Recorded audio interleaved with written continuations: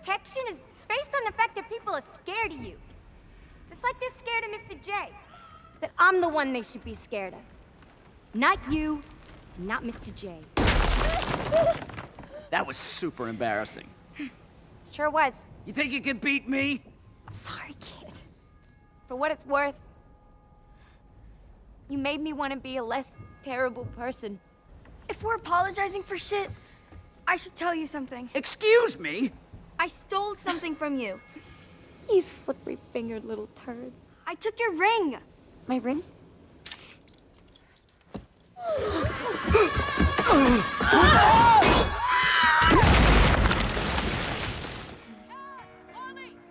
We're okay. You okay? Yeah. He's gone. Mm-hmm. Good. Yeah. Tacos?